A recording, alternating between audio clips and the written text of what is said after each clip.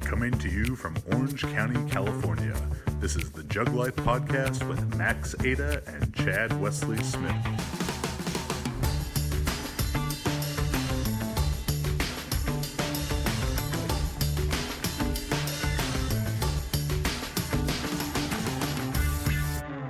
Hey everybody, welcome to another episode of the Jug Life Podcast. We are here at CSA Gym in Dublin, California.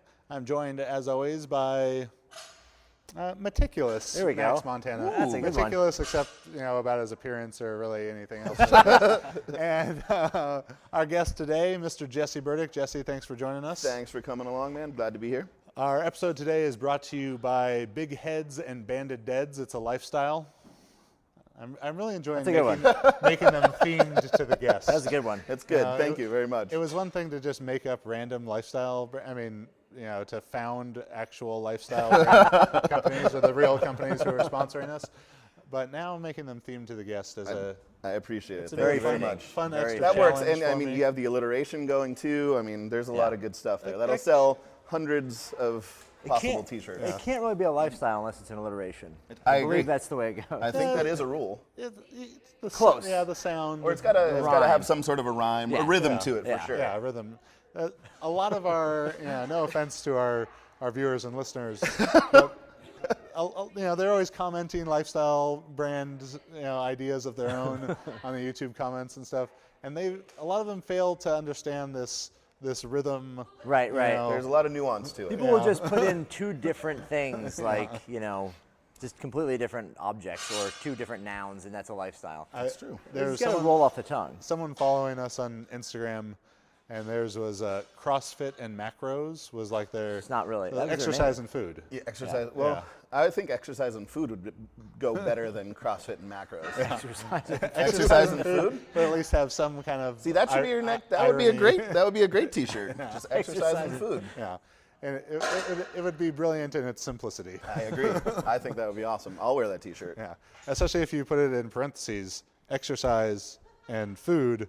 Because then it's like an insert whatever ones you want. Oh, right. Which is all lifestyle You just interpret brands. exactly. You interpret it for everything and anything that's in there. Yeah, whichever are the ones that you like. There's a guy watching this that's already printed that shirt now. It's true. It's already coming out. Send me one, 2X, please. TM. Yeah. TM. 2X. Yeah, TM CWS. If you just say it counts.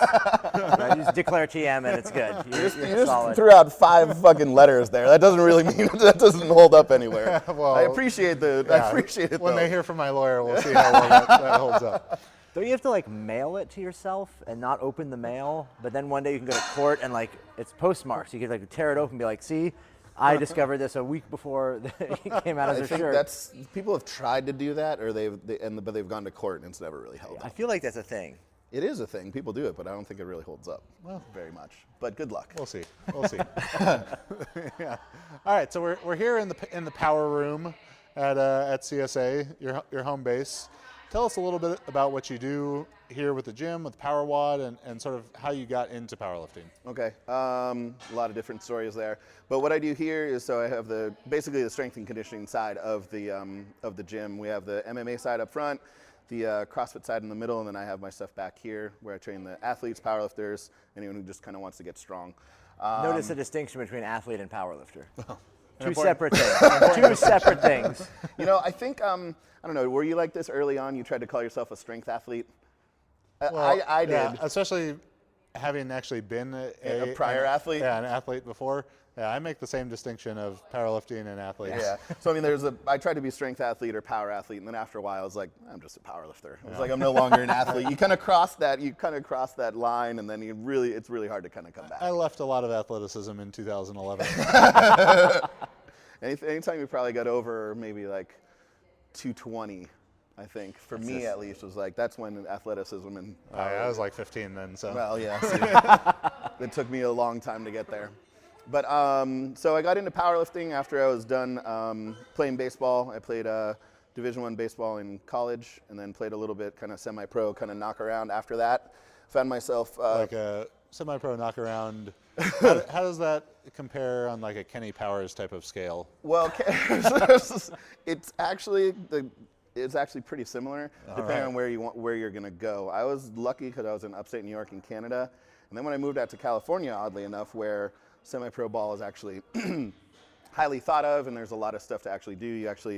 It's not a bunch of people showing up in different uniforms and just saying, "Oh, we're here to play baseball." No one knows what team they're on. Exactly. It makes it hard. But when I got out here, the team that I was recruited for and playing for, the league ended up folding. So I needed something to be competitive in.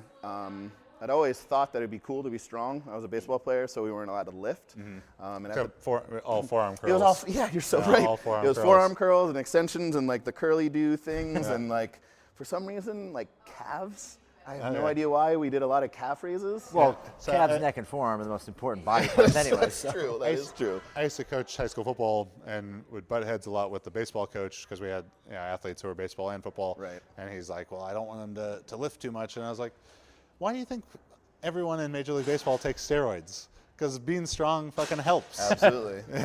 And you're also dealing with like 13, 14, and 15-year-old kids. You're like, look, he's 100 pounds. Yeah. He's 6 feet tall and he's 100 pounds. I know he's going to get so jacked in the Yeah, next he's 3 gonna. months. You don't want him to be muscle bound and really kind of screw up his delivery and sit back. Sure, absolutely. I get though why a guy like Roger Clemens had to take steroids because I've seen his training videos where when you're quarter squatting 135 on the Smith machine, steroids are pretty much the only way to get a training effect. That's awesome. Very, very true. But so yeah, I wasn't allowed to lift, and when I was in college, Paul Childress was my strength and conditioning coach. Okay. University of Buffalo? Canisius College in Buffalo, yeah. So he was lifting, and finally, kind of when I realized that I would like to kind of be strong, I went about it obviously in the wrong way, and read every muscle magazine that I could. And he eventually came and saved me and kind of showed me a little bit of the path. And then when I moved out to California, I reached back out to him. And he put me in touch with someone up here in Northern California doing powerlifting gym here, and kind of started there and just worked my way through it. And What year was that? What year was it that man. you came out to California? It's got to be close to 15 years ago at this point, so early 2000s or so, somewhere along there. I'm really bad with dates, but it's about 15 years ago, maybe a little bit more. That was the real early days of powerlifting. So I was lucky enough to have a really good kind of boss and job at the time, doing some training in San Francisco. And then the gym that I was at gave me a lot of freedom of like, go ahead, do whatever you want to. It wasn't a real strict have to do a program. So I got to play around and do a whole bunch of stuff and kind of learn on the fly like what works, what doesn't for me, and then kind of apply it. But that's when there's a lot of, the interwebs were just growing and just happening to kind of come about. So there was a lot of cool stuff coming out, but it was a lot of just like bullshit. Do you remember that guy DB Hammer? Yeah. On Elite Fitness. I remember like that. there was people in our gym trying to do like his stuff and like all the, these secret German like strength programs and everything. So it was kind of cool because the internet was kind of coming about where you could you get in touch with and read a lot more Louis, Dave Tate, Jim Wendler, even a lot of Shaco stuff was out there with deepsquatter.com. And all that stuff was coming about, but then you had all these just trolls, just like putting out all their stuff, which was great because you could kind of see obviously who was joking around, who had a sense of humor, and then also who was gullible enough to try some secret, German throwing program. Wasn't there a website around then? I remember that was like, you remember Kyle Gullidge? You guys remember Kyle Gullidge? Yeah. And there was like, I remember him and his his brother too, right? Maybe Dave was his brother's name. Big deadlifters. Yeah, huge. Like he was pulled like 830 at 19 years old or something. But there was like a website.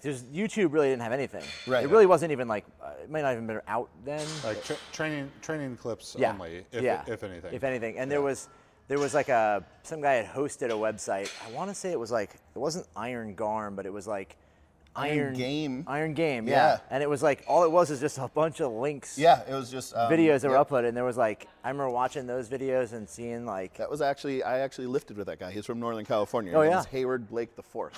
He was an IPF. Sounds fancy. He was, or the third.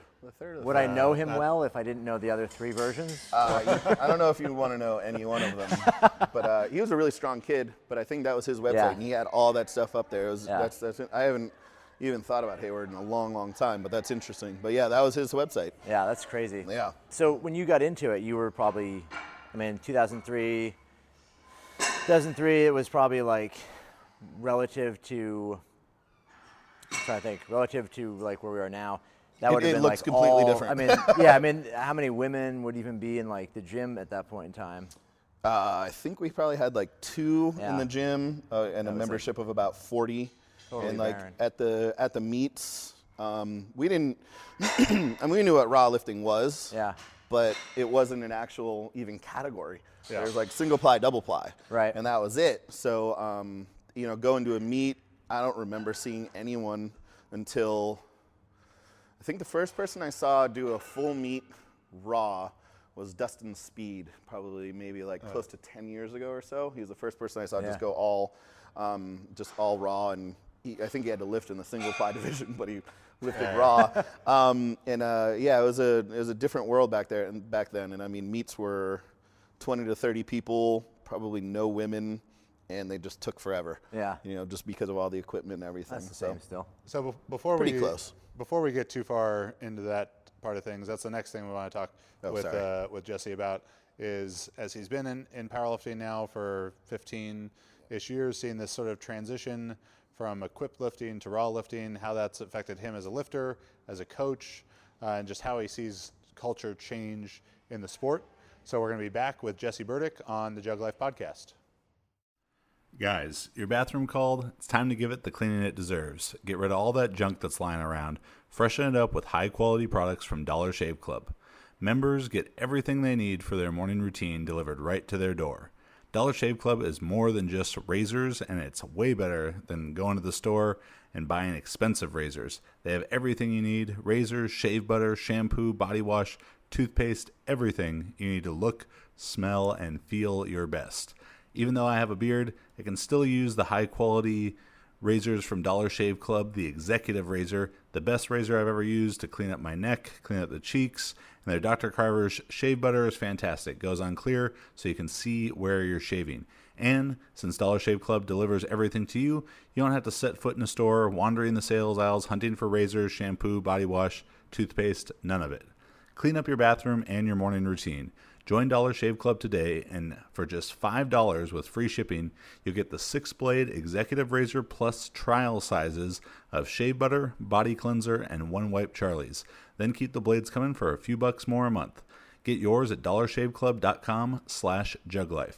That's dollarshaveclub.com/juglife.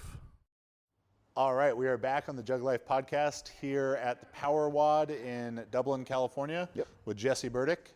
And Jesse was just telling us about how he got into powerlifting back in 2003, training under Paul Childress, a pretty legendary equipped lifter. Now has been a part of the sport as an athlete, as a coach. I know elite total in 5 different weight classes. Right. So you've seen a lot of things as a lifter, and an undeniable transition in the sport from 2003, where the WPO and multiply was, you were saying it was either single ply or multiply.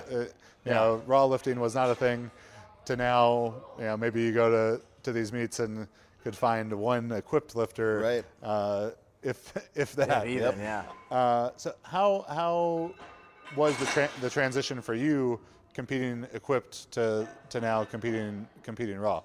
So the transition for me was pretty much an easy one, where no one was competing in double ply anymore. I think I did my last equipped meet was one of the backyard meets of the century or whatever they were called, with Mark up in Sacramento, and there was nobody else there. And so you won. I think I did, yes, but that's besides the point. But the whole point of all this was I needed something to compete in. I didn't want, I had no interest in being a bodybuilder and getting on stage and doing all that stuff. I wanted to compete against other people, where it couldn't be just a completely individualized sport. So I figured, well, if everybody else is going raw, then I might as well. I kind of have to go raw too. So that was kind of how I just transitioned into it. It was just like, there's nobody else here doing this stuff anymore. And at that time, I had left the gym that I started with, so it was pretty much just me and a bunch of raw lifters and a bunch of new raw lifters. So no one knew how to help me put a suit on, a shirt on, and I'm squatting 900 pounds, benching over 6. I have no spotter. I have nobody to hand off to me. So it's kind of one of those things where it was, a necessity that it was time to kind of move on to something else, but also because there's just no competition anymore as far as just actual people being there. And there wasn't a lot of people to lift with, which is, part of the powerlifting that I did enjoy a lot of is having kind of a team with you. But it's a necessity, especially when you're in equipment. So that was kind of the transition for me. And you're absolutely right, man. It's so different thinking back to the first meets, to like APF seniors and everything, to the big meets that we have now. It is completely the opposite. Maybe you would have one person raw back then, and now I think I've run for the past 2 years. I think I've run about 6 or 7 meets, and I can count on one hand the people that were equipped. Yeah, and I think it's not just really not just a shift in the way that people are competing, but it's like the style and the culture of everything. Yeah. So last week on the Beers with Chad episode, I did a Mount Rushmore powerlifting. I identified these different eras and talked about multi-ply powerlifting era, a late 90s to 2010-ish, and then the modern era, raw lifting from 2010 to now. And Chuck Vogelpohl was my choice for the multi-ply era. Great choice. And I think he embodied so much of what was powerlifting culture then. Yes, 100%. From just being like so incredibly hardcore. And the perfect, the picture I chose to use my extensive Photoshop skills to put him on Mount Rushmore, he had the flame beanie on. Yes, and fire beanies. Chuck Vogelpohl, bleeding out of his nose with a flame beanie on is multi-ply powerlifting. Yes, that's absolutely right. 100% right. That's it. And I mean, I know that photo well, and that's when his strap broke, so we had to put electrical tape on his strap to even kind of keep everything together. He came out and pulled that last deadlift, I think, to beat Kenny Patterson and somebody else to kind of win that year's WPO. But yeah, that's I don't know if you could have hit the nail further and perfectly harder on the head than that. That's 100% multi-ply powerlifting. Yeah. What do you think something from that era and that culture that powerlifting today and today's powerlifting culture would be well served to learn from? I think the intensity and kind of the focus on a lot more of a team, I think, was certainly there. And again, kind of had to be in a multi-ply just to get in the suit, get in the shirt, and then there are just people who are wizards in equipment opposed to people who were not. So you'd find those people, you'd seek those people out so they could help you figure out how to adjust your shirt, how to put whatever on, differently, or how to kind of approach a lift, or even, how to adjust your equipment in order to make it there. So I think there was an attention to detail and intensity, because when you're lifting something, when you put a suit on and you're lifting something that's going to be close to 50 to 70% over what you can do raw, you kind of got to turn things up a little bit. It's no longer a like, hey, I'm going to do, a set of 5 here at 75%. That's cool. But I mean, now that you're doing, but if you can lift 500 and you got 800 pounds on the bar, you got to really kind of turn things up. So the intensity level of all the training sessions when you're equipped and going heavy for like an actual competition lift were, completely insane. And it was a lot of fun. It was very, very cool. And I think there's a lot of intensity to lifting now, but I don't know whether it's the lack of a team or the lack of the amount of people there, but the difference is, to me, someone who has felt kind of both, is definitely palatably different than from when it was kind of in the hardcore multiply days, as opposed to kind of the raw days, where, I think while, in both instances, if you're going for a max effort attempt, you're like, hey man, I could end up in the hospital after this. I think with the multiply stuff, you're like, I may never wake back up if it rolls off my back, or if it rolls up, or I don't get the spot that I need. Now it's 900 to 1,200 pounds, on the squat, opposed to maybe a 600 to an 800 pound squat. The spotters are going to be able to handle the lighter weight a little bit better. So I think there's an intensity factor that's maybe not as prevalent, but I mean, it's still there. But I think the teamwork thing is, or just the kind of sense of a team, sense of a community, is a little bit lost. Do you think that like the sort of legend of Chuck Vogopol kind of came about because, I mean, obviously for who he is, but like he was inaccessible. Like I remember reading about him and being like, this guy is like, you know, this guy's amazing. And same with like weightlifting.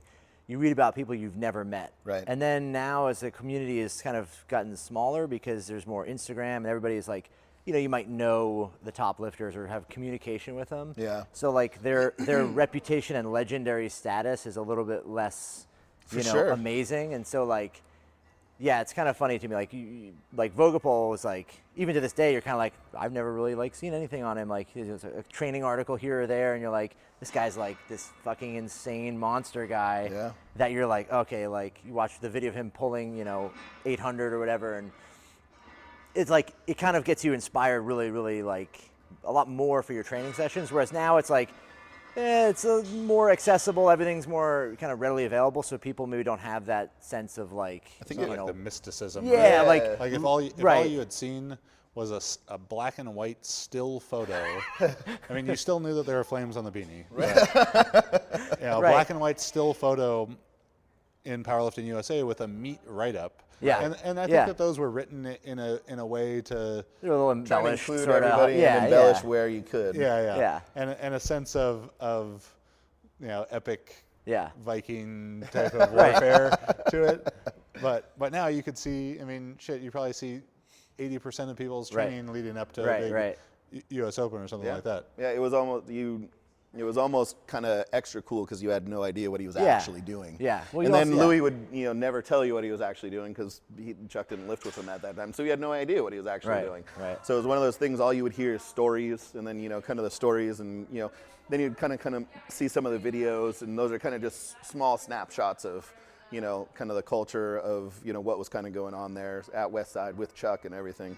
But yeah, I would agree. It's, you know, while him pulling 800 and, you know, doing all this stuff was insane, there's probably like 20 other people doing the same thing, but we didn't know about them. It was just that Louis had a little bit. He had the name out there. He was kind of he was the one that was kind of pushed forward the most. Right. Where if we open your phone, you can probably scroll through and probably see like 16 people who just deadlifted 800 pounds last week. Yeah. So now I think it's like, oh, which is hilarious. You know, to me, it's like, oh, it's just, man, everybody's deadlifting 800 pounds now. Another No big 800 deal. deadlift, right? It's almost gone to the point where it's just like there's the one guy who can do it, like a Chuck, and now it's just like, oh, well, someone pulled 800, lives at 165, you know, and just kind of spin through. So, What do you think was like the big turning point for? Obviously, people just transitioned to Raw and stuff, but like I mean, he had the Mount Rushmore with Dan on there. Like that transition from like Chuck, Multiply to like, what was the first time you saw Raw lifting as like, holy shit, like there's you know, Raw lifting is this thing that's much bigger, or you know, was there like a moment where you know, saw like a Raw lifter or a particular guy or a certain meet where like now it's like, shit, this is like real? You know, looking back on it, I think there was a couple of things that kind of happened. And, you know, when it first started, it was, you know, get fucking huge. It's all about leverages. It doesn't matter what you look like or your muscle mass or anything. Just put a suit on, put a tighter suit on. So it kind of went from that. And then you saw people kind of drift into like, then you saw Chuck, who was like 220 and shredded. And he was lifting with the big guys. And then Big Iron happened, where they had all these, you know, smaller lifters. And they're hitting numbers that were competing with the big guys. Then I mean, they're putting up numbers that were just not seen by anyone under 242, and they're hanging with everybody. And they looked good, and they're, you know, they just looked shredded. They looked like they lifted. So there was that, and then it started to drift even more, you know, with the you know, with the Lilla Bridges kind of coming out, and then with kind of Dan Green. Dan Green was the first Raw lifter where I kind of, and it was up at Sacramento, where I kind of looked at him and I was like, what the fuck? It's like, what just happened? You know, and it's, I think Dan has a reckless way about the way he kind of lifts, but I mean, he's just completely committed. Like and when he does the first rep and you're like, wow, that was really and then he hard. does 4 more. And you're like, Holy what the fuck? shit, I gotta say, And you're yeah. like, he's been to the gym here, and I remember he's like, oh, I'm just like worked up to 700. It's like, oh, we'll see what I can get. Okay. And just grinds one out and shaking the whole time. And he's like, 3 more. I'm like, oh my God. Like, oh no. It was just me spotting him. I was like, oh God. But he was the first one that kind of kind of turned it on to where I was like, oh wow, this Yeah, is something yeah. really different. And then Milan was kind of coming along at the same time, putting up numbers. But it was, again, that was kind of a cool part too, because no one knew who he was, and they're like, Yeah. is he raw? Is he not raw? Yeah. But he's kind of in a suit sometimes, but he's not. But he still squats over 9. Because he'd have the Super Cup of Titans Right. and Yeah, stuff. exactly. Yeah. So I mean, there was right around that time when that was with Andre and who's the other Russian who he'd always finish second, or who would always finish second to him, or Yarmbosh. Belyaev. Yeah, Andre You had those Belyaev. guys who were kind of going back and forth between both Yarmbosh, Milan, Belyaev. That was when it was just like, oh wow, there's people who are stronger raw than they are in gear. And that's when I think the wall just kind of came down, where, when Milan squatted 900, raw for the first time, or whenever kind of that happened. And I mean, you were along the lines, kind of in the drive, probably the only American, I think. Me and Robert Wilkerson. Yeah. Only Big American Wilk. squatted 900 back in 2011. Right, and I mean, that's That's back when 900 was a big deal. back when 900 was a big You deal. couldn't find that right. on Instagram at the No, time. you couldn't. And was that when did you do that the first time with that stupid mustache that you had? Well, I don't know if it was stupid, but that meet, I did 865 at that meet. That was my Okay. second meet. And then a SPF Power Station Pro-Am Greater Cincinnati Convention Center. Sunday, 905, You brother. need more of an echo when you're doing this, but you gotta. Yeah, I'm surprised that powerlifting's never been like attached to like Monster Jam or something. The monster like the big truck truck thing? thing. That'd be great. Like have a powerlifting meet in the center on like the tabletop jump, and when some guy pulls the final deadlift, like the gravedigger drives and flies Jumps over the over it. top. Well, they say the be WPO is amazing. coming back this year, and it very well may be Okay, there. so we're gonna see that soon. Yeah. Haven't they been saying that for the past couple of years? Hell yeah. Yeah. Hopefully it'll come. Maybe it'll happen. So outside of just the culture, though, with the lifting itself, what was the biggest challenge coming from equipment into raw lifting? Maybe some adjustments you've made for your own training for people you coach. It's the intensity versus volume, where in equipment, your volume was very low, only because you could only do you couldn't do reps in equipment very well. And some of that's just that the weight you would do the reps with aren't going to put you through the right Right, places. the right range of motion, and it's not Yeah. going to be kind of the same kind of competition lift that you would want to do. So there was the escalating weight, you just couldn't handle much more after the kind of main session. So I would say, with the intensity being super high with the multiply lifting, the volume was very, very low. And then when you take the equipment off, and you can't do that, you go like bar, plate, plate, plate, plate, done. Like that's not work. That's no work. So we had to find, for me as a lifter and a coach, it was more about finding a way to force people to, force feed volume to people in ways that are, whether they knew it or not, was going to, positively affect, muscle mass, also strength, and kind of go from there. So that was the biggest thing for me. And also, I think the recovery aspect of things was so different in equipment, central nervous system wise, you're just so wiped out. And it's again because of the intensity and everything, where, not only is the recovery different with being raw, but your frequency can be much higher as well. So you're able to, turn your 2 or 3 sessions in equipment into 6 sessions over a week and get so much more out of it and be able to recover much faster and more efficiently from it as well. So, it was, the people who did go from equipment to raw with me, kind of had to really figure a lot of that out as we kind of go, because, we would know, like, we would bench, at that time, I think my bench was like 400, I'm going to just work up to, plate, plate, plate, quarter plate, and then I'm done for the day. It's like, that's not a workout. That's not anything. Well, I think probably when Max started powerlifting, because you were sort of the one to introduce Max to powerlifting in a lot of ways, right? Yep.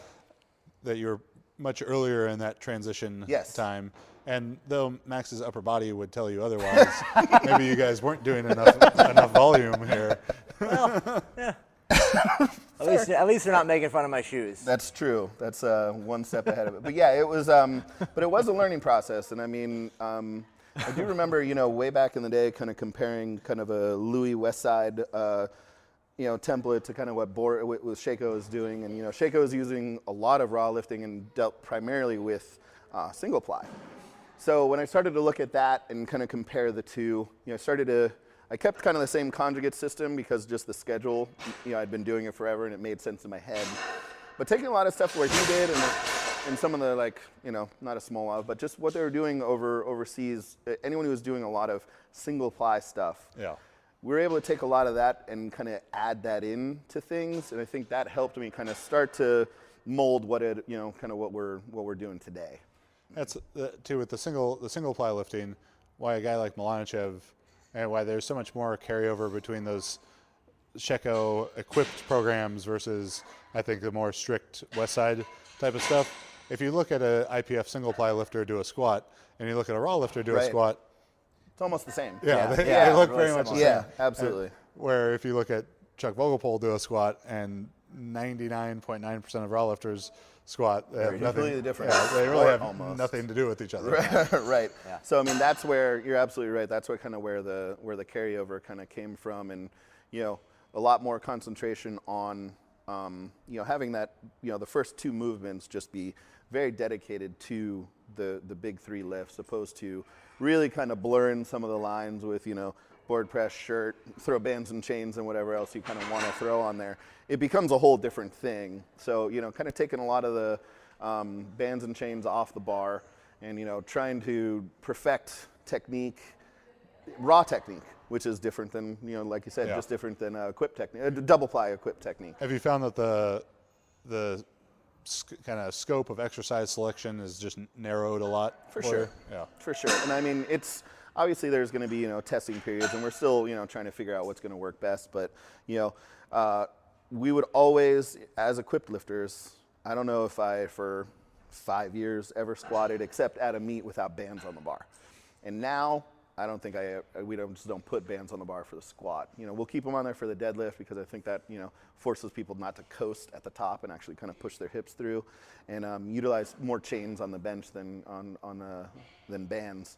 But yeah, I mean it's certainly changed what we're doing and how we're doing it. No longer are we doing, just because also shirts are gone. So I mean we're not doing much of that. But it starts to narrow down the things, and you find the things that work the best for you. And you just repeat them every once in a while. You change some things here and there, but overall, it's really kind of cut down on a lot because, like I said, is there stuff from multiply lifting that was like a really multiply kind of thing that you still kind of use, even if it's maybe not the thing that you think is like the best, but you just really enjoyed it or think it was a really productive thing? I'm still a fan of box squatting, and I still think, for me personally, I knew if my box squat was, while I was in equipment, I knew if my box squat was good, my sumo deadlift would be good. Right. So I didn't have to put much on training my sumo deadlift a lot. I just needed. You put like 826, oh, yeah. And so I never pulled over 700 pounds, I think was the most I pulled in the gym, sumo, and then I'd be able to go to a meet and pull over 800. So it worked for me, and I still think utilizing the box squat is a way to kind of trick people into using a little bit more hips if they're not sumo pullers or anything along those lines. But there's so many people who want to just pull sumo all the time and think that that's going to be the best way to do it and try and pull heavy, and then they get themselves beat up. So I think kind of having that there and mixing that in has positively helped people a lot in that aspect of things. But I mean, out past that, and maybe like a board press for the bench, there's not a.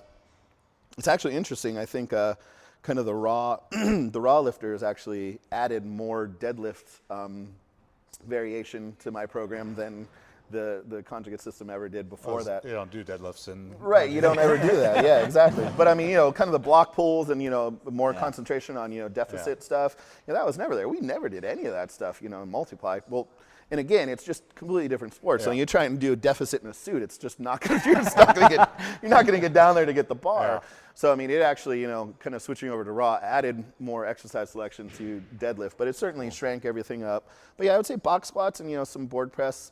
But I mean, the board press is just kind of just to kind of nail that lockout, and it's selective. You know what I mean, for people who are having a problem kind of locking that out. Trying to just overload that point is something that a board can successfully do. But past those two, Yeah, there's a lot of stuff that we just don't use anymore. Yeah. And unless someone's going to come in and want to put a shirt on or get in a suit, I've probably forgot about most of it.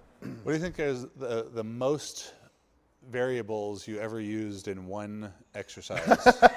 Like, there was a time at the old gym that I lifted in up here, Diablo Barbell, where we would articles from them. we would do the safety bar box squat equipped with bands and escalating chains.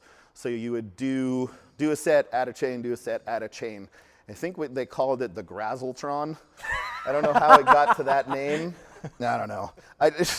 Disclaimer here: I don't suggest you guys doing this. That's why you really needed a team to do Absolutely. that kind of training. Because, I would have just given up halfway through the setup. Absolutely. Well, you're so right, dude. You're so right.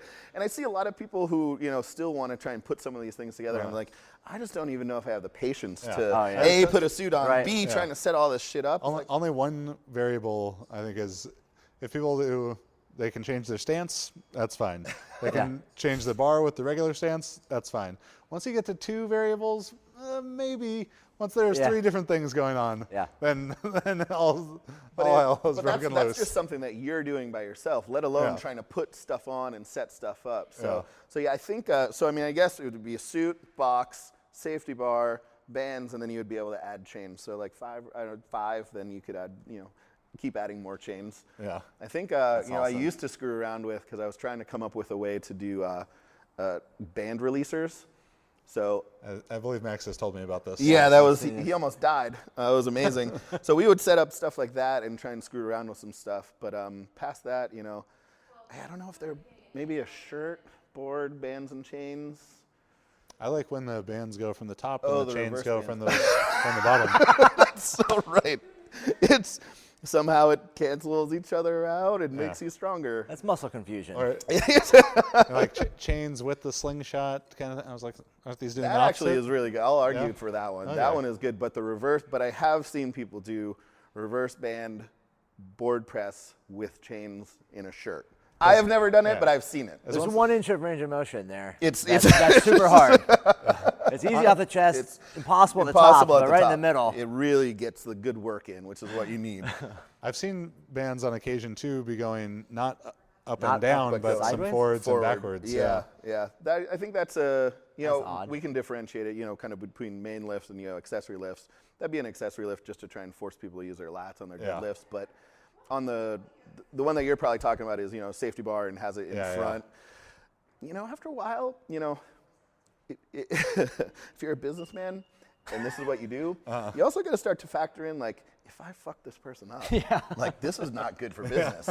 So if I have a safety bar that's up here and then bands that's pulling him this way, and I'm going to ask him to try and do something athletic, the chances are the chances someone's going to get hurt or someone's going to be like, that just doesn't look quite safe. They start to escalate, and that's where that one might be difference tough is. to explain to a judge. Like putting a band around your neck so that when you get to the bottom, you start to pass out. Yeah, no, it'll be It's called the David Carradine. Carradine method. All right. Well, we're going to take another quick break, and then we're going to be back to talk to Jesse about some ways maybe we could make powerlifting more popular, more competitive, and run bigger, better meets.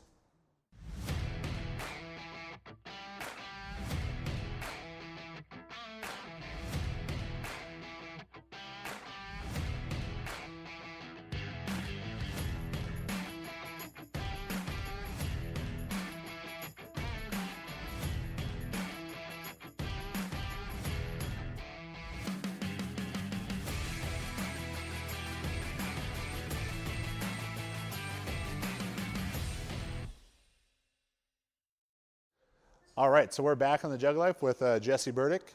And Jesse, besides being a lifter, a gym owner and coach, also runs some really big meets. Reebok Record Breakers, March Madness, big meets up here in Northern California, prize money, all that good stuff. And I've talked about this before on other podcasts and other episodes, some ideas to make powerlifting kind of more interesting to fans, maybe get it on TV, as we were just griping about how there's cornhole competitions on TV, but powerlifting and weightlifting still can't make it on there.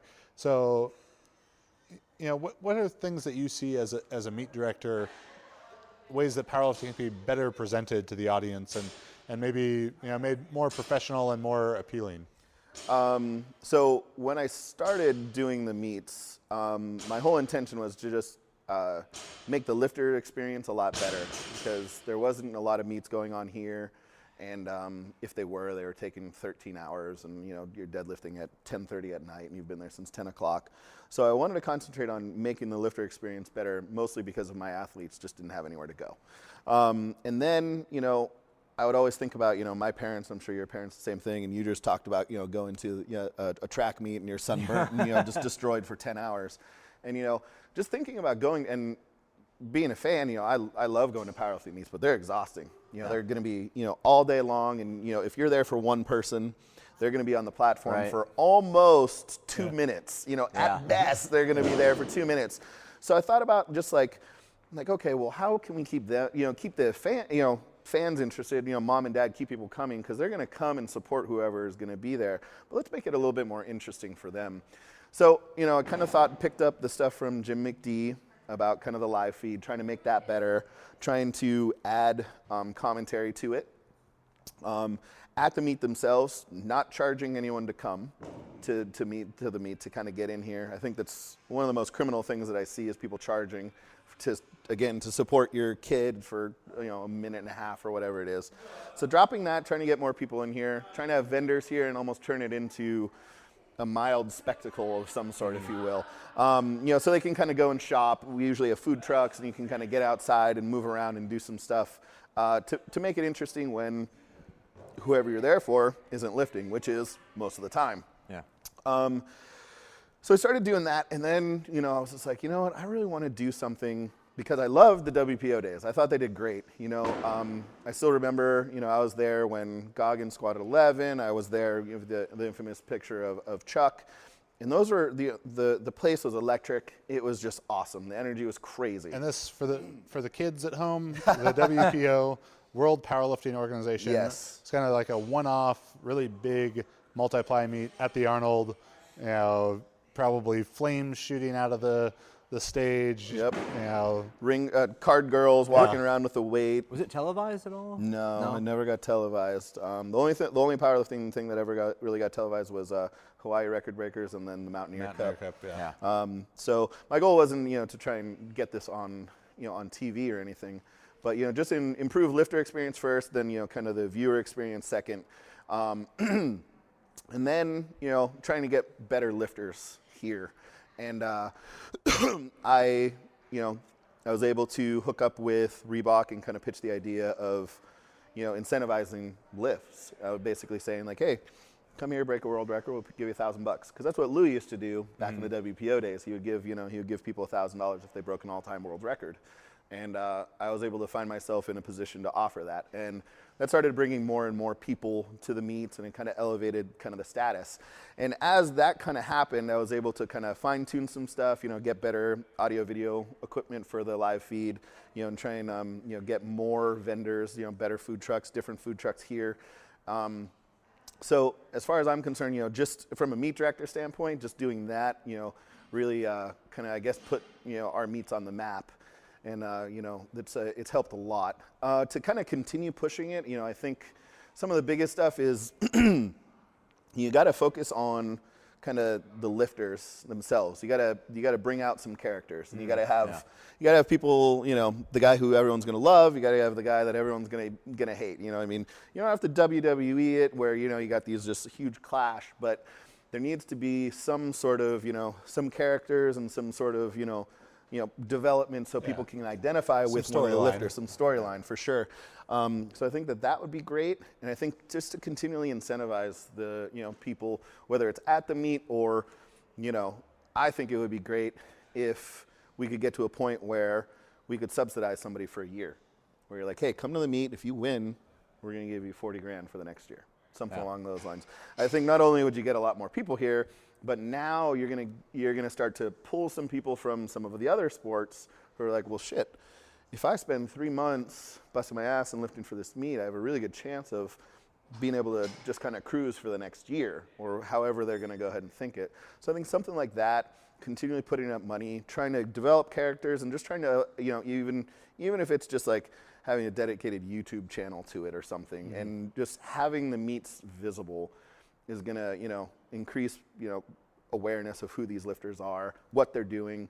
And then maybe, you can think about like, okay, cool, we see, like my lifter Kaler, right? You go see him deadlift an all-time world record, and then you follow him around at home. He's playing with his dog, he goes to the gym, like that whole stuff. Getting to know that human interest stuff Absolutely. is a huge piece. I think that's what people love at the Olympics. Right. They latch on to the fucking curling. Yeah, curling won the gold medal in the Winter Olympics this year. No one gives a shit about curling. You're gonna get so much crap for that. Did you know that there's like 900,000 people who do curling in Canada? There's or something? curling. So I looked this up. There is curling in Oakland. There's a curling deal, and one of the lifters at our gym works at the ice rink and said he can get us in. Well, apparently it takes forever. It's like you do 10 throws 8 times. It takes like hours to do. It's exhausting. Yeah. You could get really drunk during that time. but it's like no one gives a shit about the sport of curling itself. But everyone's getting behind this team, because they knew that the guys were like regular guys. They're like working at Ace Hardware, and curling to try and support their Olympic dream and getting to know people beyond the sport, whatever it is. I think it is a huge piece of the attraction. So you've been able to work with Reebok in supporting the meet. I know you've also had lots of interactions with Rogue and stuff like that. Do you think that powerlifting could be made into a viable enough thing where one of those where bigger sponsors are willing to come on board and give some real support to it? No. Very unfortunately, but very honestly, no, I don't. I think that, again, it was because there's so much infighting in powerlifting where if Rogue was to go ahead and get me, you, and 6 other people, from around the world to talk about powerlifting, we're all going to have really clashing opinions. We're all going to, I hate this person or I hate that person or this federation, that federation. There's too much, it's just spread apart too much. And there's no one organization so where power lifters are the problem, not powerlifting. The sport itself is great. I don't even know if it's the lifters. I think it's a lot of the people who are, sometimes putting on the meets, starting these organizations. And look, I'm not, knocking anyone for trying to make a living or anything along those lines. But you know what? I make no money off the meets that I run. I literally make zero. And it's for the lifters, and it certainly helps me, visibility-wise, just here and globally. But it's not a money maker. So if people are going into it trying to make money, I think it kind of really spoils things a little bit because if people were able to kind of just really get behind a couple of people who are, the leaders in what's going on, that would be great. But we have, I can't tell you the backlash that I've had when I put up money for all-time world records. Like, well, why not the Masters? Why not this? Why not only Raw? Fuck you. I'm like, guys, Jesus Christ, no one's put up $20,000 for a powerlifting meet ever. Ever. That's when I started. But I get so much backlash for it. It's like, shouldn't we be happy that like someone is going to walk away with, like, maybe someone's going to walk away with a couple $1,000 bucks? Like, why can't we be pumped about that? And it's I don't know if it's the culture or what it is, who it is, but I mean, there's just this aspect of like, it just seems like there's so many powerlifting trolls more than any other sport out there where, it's very, very hard to take a step forward because you get a backlash from every direction possible. And it's hard to want to take a step forward knowing that you're just going to get a bunch of shit thrown at you. Exactly. So, I mean, it's unfortunate, but I think it's going to be very hard. I think, we're seeing more and more individuals start to be able to shine and start to kind of get picked up by some of those companies, and they're going to be supported because they're consistent, good lifters. They have, a good story to them. They look pretty good. That's going to be, those are the people who are going to succeed. But as a sport overall, I think it's going to be, it's going to take something drastic or really, really interesting or a new way to kind of make things go, and a lot of support from everybody in powerlifting to make it happen.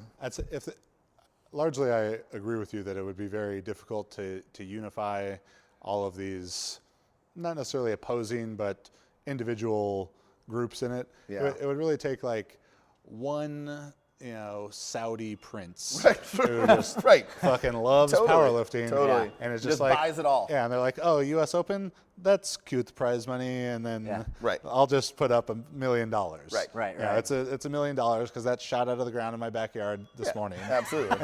And I love like that DBX Fitness Championship, that CrossFit Yeah.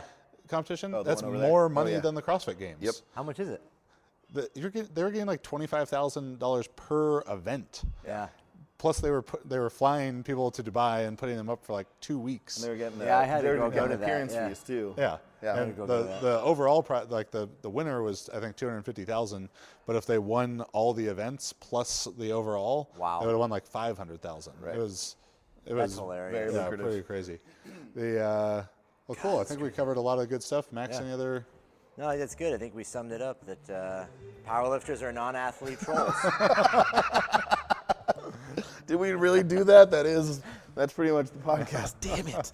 I was trying to make it better. Well, Yeah, we well. polished a turd. Called it powerlifting. No. It's about as good as you can. Jesse, where can they follow you, learn more about you? PowerWOD.com, Jesse Burdick on all social media outlets. You can find me, Max_8 on Instagram or on Facebook. You can email me, max@jtsstrength.com. And if you like the podcast, go on iTunes, give us a 5-star review, write us something funny or nice. Maybe I'll read it on the air, but I didn't pick one out to read today, so maybe I won't read one today. But when I do remember, that person could win something. There you go. We always appreciate that, and it helps more people find the Jug Life. If you're interested in coaching for powerlifting, weightlifting, strongman, power building, and super total, visit juggernautcoaching.com. Subscribe to our YouTube. 3 videos a week, Tuesday, Thursday, Saturday, brought to you by the world's strongest videographer, Shorty Sedang. And upcoming events, I don't know when this episode's going to come out, so I don't want to say them and be wrong. Yeah, so that's it. You can find the Jug Life on iTunes, Spotify, Stitcher, iHeartRadio, and YouTube. I'm Chad Wesley Smith, at Chad Wesley Smith, and at Juggernaut Training on Facebook and Instagram, filling up your newsfeed all day. This was another episode of the Jug Life Podcast. Thanks for watching and or listening, and we'll see you next week. Thanks, man.